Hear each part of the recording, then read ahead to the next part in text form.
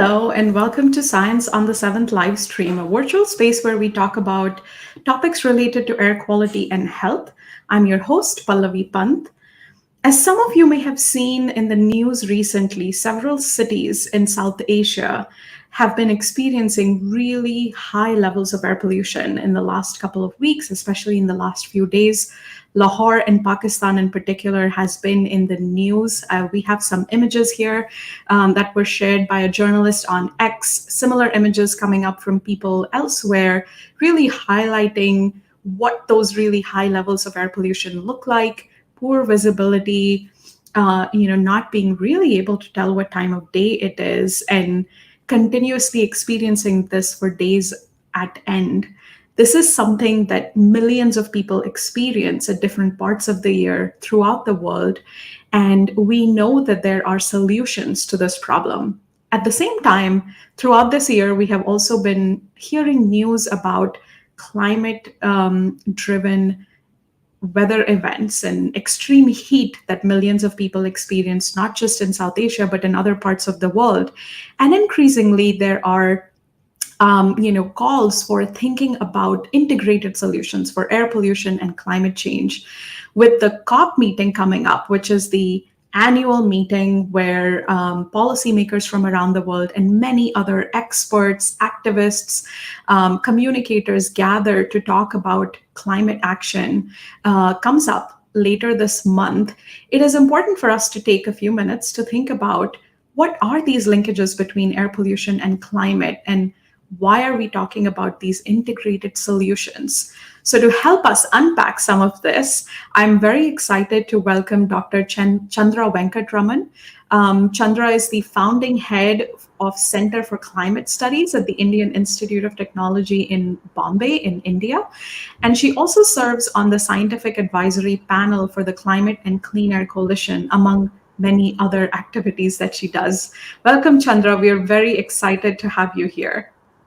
Thank you, Pallavi. It's such a pleasure, and I'm really looking forward to our conversation. Amazing. So let me start with this. I just talked about cities in India and in Pakistan experiencing high levels of air pollution. We've also seen just in the last week, Bangladesh releasing its national air quality management plan. And this is not new. This is not surprising. This happens year after year, especially during this, October to January, February period. So, from your point of view, what is driving the air pollution problem, especially in India? And then what do you think about South Asia more broadly?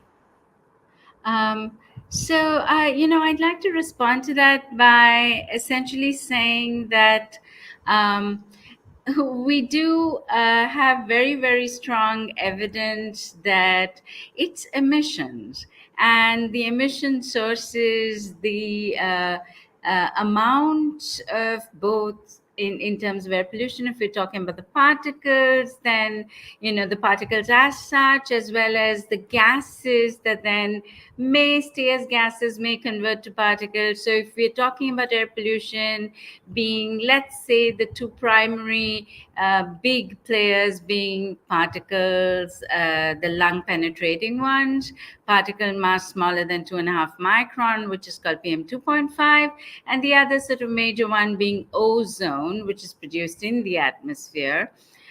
We really are talking about the multiple emission sources that put out both directly the particles as well as the precursors to form secondary particles and to form ozone. There has been some discussion about how climate change feeds back to air pollution, and our best understanding is that as far as human created air pollution goes, climate change could lead to certain types of stabilization of the atmosphere, compressing pollutants a little closer to the ground. It could, lead to some, temperature changes, but really it's more to do with the fact that you have the stabilization. And that, as we understand, is an effect which is capped within 5 to 10% of having the ability to increase levels.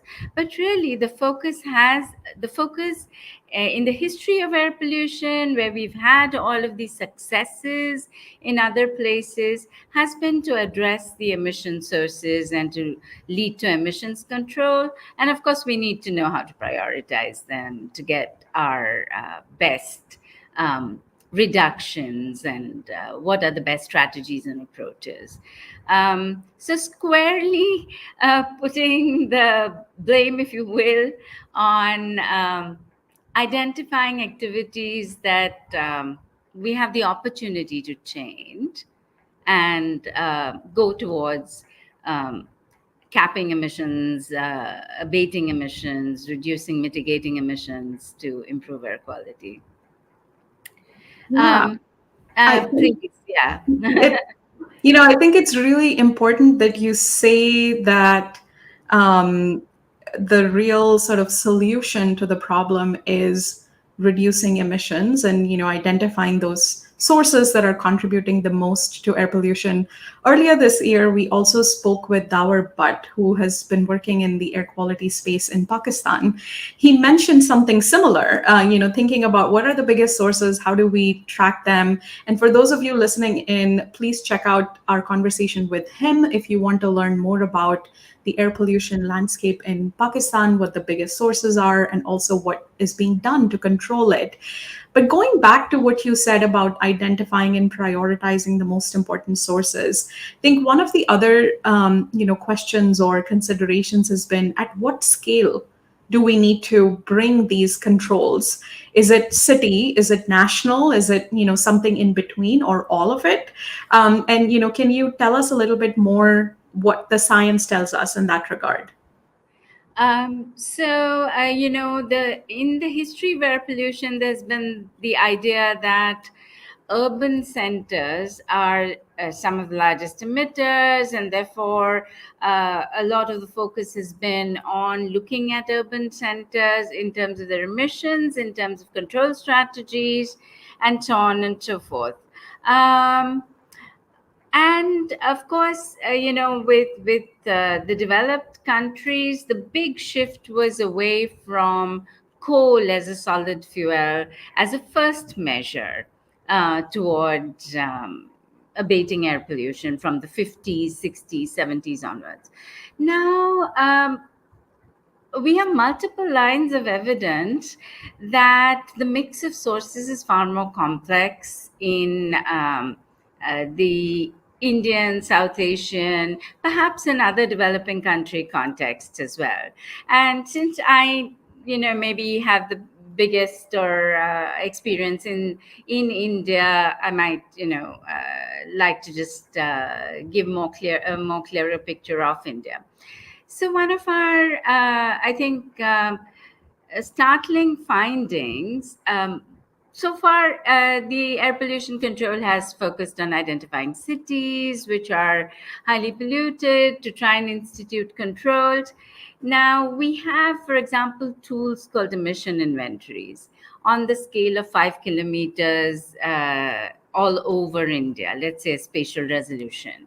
And so we can ask, what are the emissions on city levels? What are the emissions on total levels? And one of the big findings, and we're trying to make this known more widely, is that if we add up all the now non-attainment city emissions as identified, it accounts for anywhere from 10 to 20% of emissions of both primary PM2.5 and some of the precursor gases. So really, the largest emissions lie outside of the cities. And when I say 10 to 20%, it is adding all the 131 or so and then comparing to how it compares to the total emissions over India. So there really is an urgent need to expand the focus beyond city scales. And, we're not the only person seeing that or saying that. People have understood that there is a discussion on moving to an airshed scale for management of air pollution. So there's very much a need to shift the paradigm from this idea of urban air pollution. It really is a huge regional problem. It is a pan India problem and definitely not limited to urban centers. If there's a chance to also talk a little bit about the contrast, if you look at urban sources where we have the best measurements, where we have the best information and data and modeling on the sources, the mix of sources is going to see a domination, a little bit of transport, of industry, sometimes thermal power generation. But if you then look at the non-urban sources, which now we're saying account for anywhere from 80 to 90% of the emissions, there's a complete different. They are dominated by a lot of biomass use, whether it is in the residential sector as energy, whether it is for waste disposal in the agriculture sector or in the waste management sector, and so on and so forth. So we have this idea that uh, we have to really look beyond the traditional, let's look at energy, transport, and industry and solve the air pollution problem, because we have something much more complex than that.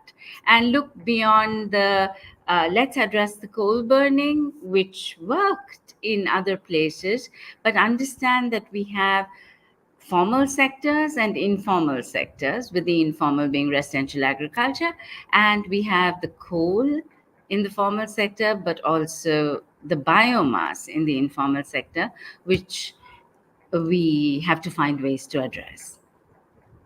Yeah, I think this is such a critical point, because also a lot of times when we are thinking about what are the biggest sources of air pollution, naturally, perhaps in some cases, the eye turns to the most immediate source that you can see around you. For a lot of people, it would be something like vehicles, because you can see them. And of course, they are a big source, especially as the number of vehicles goes up. But some of the more diffuse sources, even things like burning of waste, as a way of reducing waste overall in the absence of other types of waste management practices, can be a big contributor, not just in urban environments, but even in like peri-urban, semi-urban, and rural environments. So feel like you're raising so many important points here about reducing emissions at source, thinking about the larger picture. We need to address sources that are relevant at different scales, Yes, and yes. bear in mind the contrast between what may be happening in an urban setting vis-a-vis what might be happening elsewhere. Think somewhat related to this, and thinking again about the larger picture, we've heard time and time again that air pollution and climate change are interconnected. In fact, we did a video a couple of years ago, and I want to play a short clip from it. So if we can pull that up and watch it for just a minute. The two largest threats to human health over the last 100 years are air pollution and climate change. This is a very complex problem. In order to find the most optimal solution, we should be thinking about the system rather than a problem separately. Right. So interconnected problem. We should be thinking about it as a system and thinking about, common solutions. Can you help us understand and unpack this? Like, interconnected how? And what systems should we be thinking about? So if this is the right time, I'd like to introduce short-lived climate pollutants as a class of pollutants. And these several of these short-lived climate forces or short-lived climate pollutants, what characterizes them, and that's black carbon, methane, and other ozone precursor gases, as we call them. So organic gases, as well as which arise from different kinds of combustion, and then the nitrogen oxides, which largely come from transport and coal combustion type of sources. These really last in the atmosphere for short periods of time than the long lived greenhouse gases. But the interesting thing about them is that they're much stronger in terms of their ability to warm the atmosphere. So, on a per unit mass basis, we say that black carbon is approximately about 1,000 times more powerful than CO2, despite its short lifetime. So, within that short lifetime itself, it's able to add 1,000 times more warming energy per unit mass that we emit, right? It's the same with methane being about 85 times, some of these other gases. Then all of them have the stronger warming potential. This, and many of these, as we are seeing, are also ingredients of air pollution because black carbon is in particles, the ones that penetrate the lung. The ozone precursor gases then form ozone, which is a criteria air pollutant. The opportunity is that if we address sources that lead to the emissions of these or lead to the emission of the precursors of these pollutants, because of their short lifetimes, when we stop the emissions, their atmospheric levels can drop rather quickly on the time scale of decades rather than the centuries, and there's no denying we need to take the long-term climate action. But much of the, what the climate community is now seeing as the 1.5 degree centigrade pathways cannot be achieved by action on greenhouse gases alone.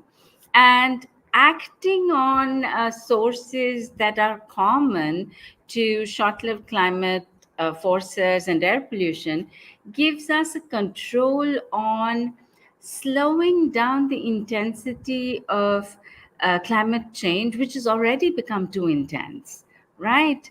And so it makes absolute sense to get control on the temperature trajectory in the next 5 years, in the next 10 years, by trying to identify the sources that will give us this rapid climate and clean air action while continuing to do the long term climate action. So it gives us an opportunity. We know enough to prioritize and identify these sources. The communities have remained a little apart. And so the challenge is to integrate, and the action plans have also remained on national scales, at least in India, quite disconnected from each other. So the real sort of opportunity as well as the challenge is to bring in integration between them. Yeah, I think it's, like interesting that you're talking also about the sense of scale at which we are looking to bring some of these changes. And of course, like, thinking in the context of air pollution specifically, reducing some of these emissions will also bring immediate air quality benefits and public health benefits as an extension of that. Knowing that 8 million people are dying every year as a result of air pollution, it's a big enough number. So it is critical that we think about which sources and which source controls are going to bring the most action quickly.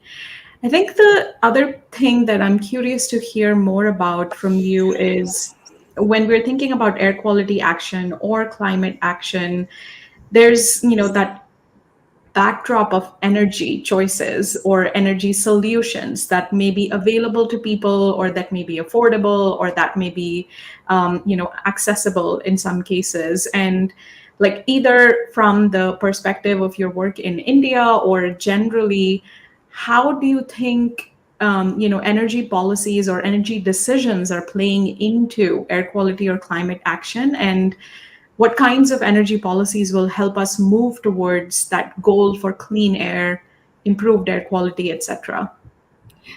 So that's a great question. Thank you, Pallavi. I think, what, we're looking at is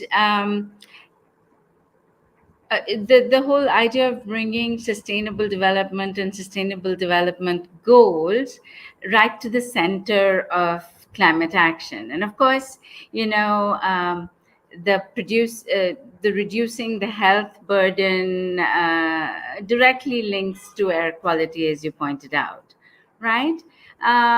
So with energy policy, I know that the focus in places like India has been a lot on greenhouse gases, and therefore the low carbon pathways for development have addressed industry and energy generation, and that of course is welcome.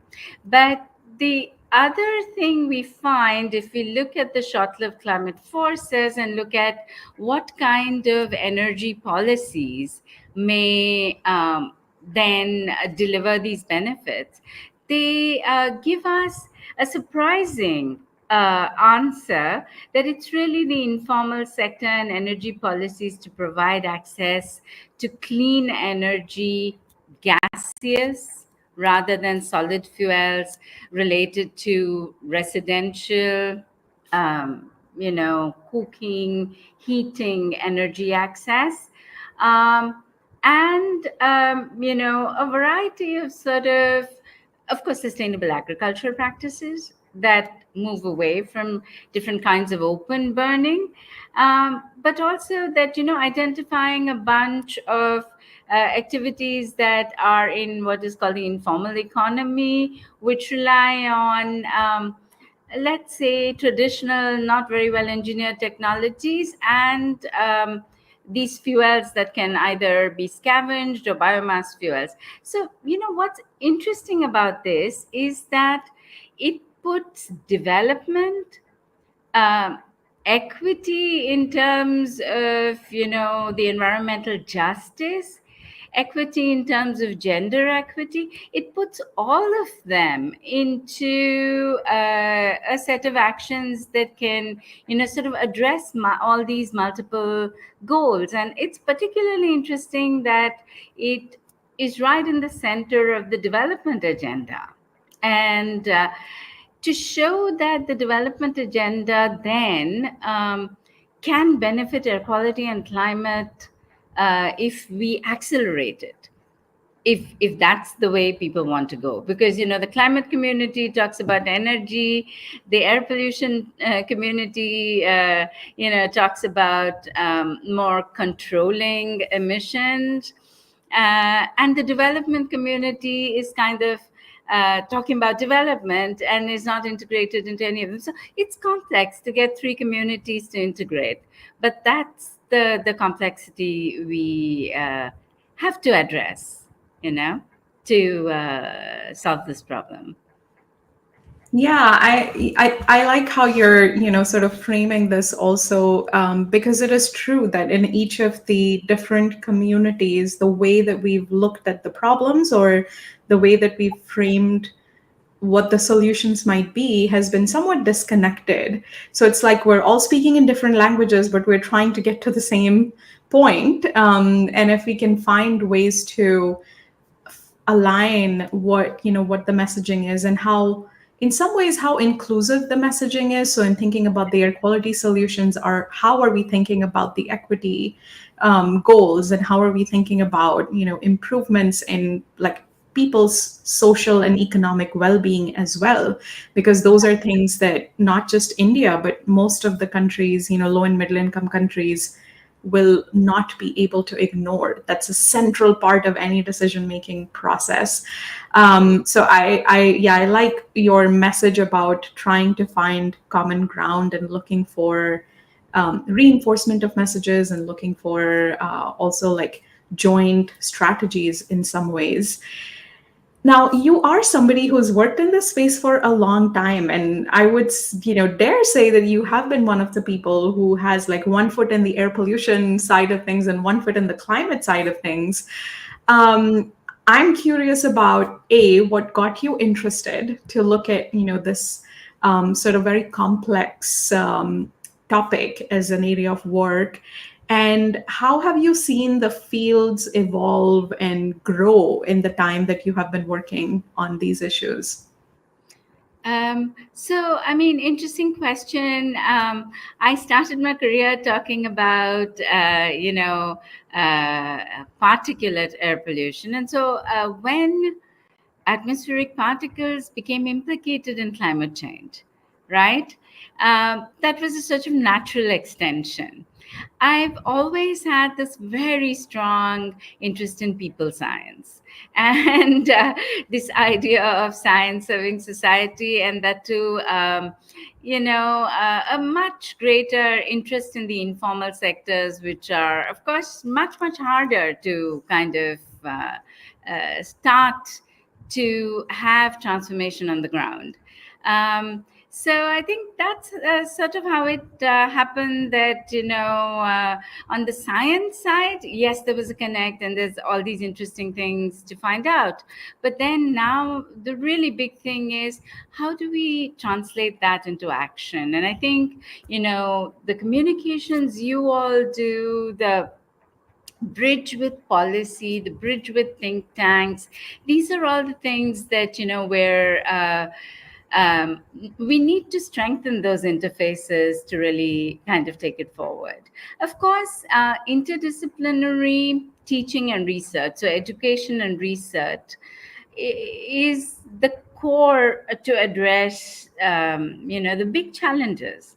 So the grand challenges are going to require an interdisciplinary approach. And so, setting up an interdisciplinary kind of program in climate studies that goes all the way from, the science through the impacts and to the adaptation and the human impact. So we really kind of have taken a broad view of it in the Center for Climate Studies here at IIT Bombay. So that, finally is the one that's probably going to give us our best solutions, if you would, right? At least in understanding them and then thinking about how to create change on the ground. No, that makes sense. I think also, like, in terms of the program you just mentioned, and you were, of course, the founder for this interdisciplinary program on climate studies, which was one of the first programs in India to offer a PhD on the topic. And I'm curious if you have any advice to others who may be thinking about similar programs in their settings, either in or outside India, and what you would offer as, wisdom to them. So, I think two broad sort of approaches. One, of course, is curriculum becomes really important when you're talking about interdisciplinary programs. And that's why we started at a postgraduate level saying that let's see what is a core curriculum above the basic training across different disciplines. But it did create a challenge to maintain a science stream and a policy stream, right? And so, how to connect those. And so that's one part of it. So thinking of a curricula, setting curricula, and then from a PhD level, we're starting a master's program. And of course, there's new leadership at the center, and it's evolved very nicely. And so, then that takes us to the next step of climate and sustainability is our master's program. So curricula that don't sacrifice the depth, if you would, while giving enough of breadth to really address these problems. That's one. And the other, of course, is inducing academics to step out of their comfort zones and collaborate with people who speak a different language.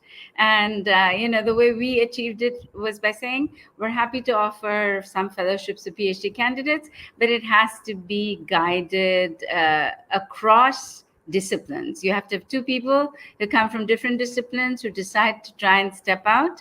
And then we're happy to support a fellowship. And there were some very interesting, very surprising, and very enduring partnerships that have formed as a result of that. So I think those are sorts of things that we can offer as part of our experience to others to keep an eye out for. Yeah, amazing. I'm like intrigued that you sort of talked about stepping out of your comfort zone, which is probably a true statement and so many different situations in life. But it is true, like often doing interdisciplinary work or working, with people that may bring a different perspective into the problem is challenging, but often also the most rewarding piece of the puzzle in some sense. And I think one other question that I have for you is looking at all the moments where we have or have not made progress so far. What gives you hope for the future? Because that's the thing that keeps us, going and keeps us working towards that ultimate goal of clean air and good health for everyone. Absolutely. And I think, there is in India, and I think in many developing countries now, strong stakeholder agreement across stakeholders in government, industry, citizens group, think tanks, etc., that air pollution has to be solved. And getting so many stakeholders to agree on the fact that this is a problem that has to be solved has been fantastic. And of course, it's a question of devising these strategies, monitoring the implementation, taking it back, and having a bunch of tools to be able to underpin action uh, with scientific knowledge. But I think it's ripe with the development of new tools, with the engagement of a wide variety of people and of course the measurements as well, going public and keeping them available to everybody for analysis. So all of that together gives us hope. And we've had the first phase of the clean air program. It's going into its second phase. Hopefully we're able to participate to inform and suggest measures for efficacy improvement and so on and so forth. So it's a solvable problem. It has been solved in other regions. We need to find our solution that works and our, mechanisms to actually implement it. I hope we'll be seeing blue skies in 10 years, perhaps. I hope. Yeah, that actually, yeah, that also keeping in mind that this is a long game. It's taken other countries time and lots of sustained targeted work to get to that place where the air starts to get cleaner and then stay cleaner as well. There is one question that has come in from one of the listeners, Bhupendra. Thank you, Bhupendra, for your question. I think this is a question that is on so many people's mind right now. We think about electric vehicles as one of the solutions to reduce pollution, to also try and address climate, greenhouse gas reduction. But at the same time, there is a bit of a trade-off with the use of lithium-ion batteries and what it would mean both to extract these precious metals and then also to deal with the battery waste when we get to that stage. And how do we think about those, and what is some of the current thinking on that question? So, I mean, people who approach this from what they call life cycle analysis are the ones that can answer, what happens really from cradle to grave of a technology. I think that analysis has to be done technology by technology and particular to evaluate different solutions. It's a bit out of my expertise. I think the broad things I would say is that um, we need to first understand whether just reducing the tailpipe emissions is giving us a huge health benefit, right? Um, that is the electricity that is fed into uh, these vehicles then renewably generated at the source, right? So you kind of need to have also an overall idea of when we're electrifying the fleet, is it an intermediate solution for particular cities, you know, uh, for a short term while other solutions kick in? My our own understanding is that addressing the residential sector, greening residential energy, making it fully gas based. And, I'm not saying it has to be fossil gas, it can be compressed biogas, it can be, biogas generated from waste, whatever it is. Maybe greening residential energy might be really the top priority, which will give the biggest um, regional scale benefits, is one of the takeaways. Over and above that, on city scales, definitely looking at shifts in transport is an important measure. Great. Thank you so much, Chandra. And also, we'll pop in the chat some analysis that the Institute for Clean Air and sorry, I'm going to mess this up, but ICCT has done, trying to look at all of these questions related to EVs. So please check that out. And we will also try and address this, the issue of EVs, in a future session. So Bhupendra, thank you for raising that question today. And Chandra, thank you so much for joining us today. What I'm taking away from this conversation is a few different things, starting with thinking about various scales at which action can be relevant and impactful, and thinking about sources in that framework, trying to also think about this notion that we do have enough data to act. We really need to pick the pieces that are going to bring us the most benefit and really run with them, implement those solutions. And then third, which I think is really critical for all of us, is people that work in this extremely, increasingly collaborative environment, which is be comfortable with being uncomfortable, and working with people whose language you may not always understand, but taking steps to learn it and try and find and co-create solutions together. So thank you so very much for your time today, and for all of the work that you've done for so long, and all of the work that you will continue to do. We'll be, following that and using that in our work. And for That's everyone a listening, great summary, Pallavi. Thank you so much. It's been such a pleasure. And I'm looking forward to future conversations and yes, me too. hopefully continuing collaboration. Yeah, thank you very much for taking the time. And for anyone who is listening in, thank you so much as well. We will be hosting our final live stream for 2024 on Friday, December 6th, where we will do a recap of all the clean air wins in 2024, so that we're ready and charged to go into 2025 to do some more work. So join us on Friday, December 6th. Until then, take care and stay safe. Goodbye, everyone.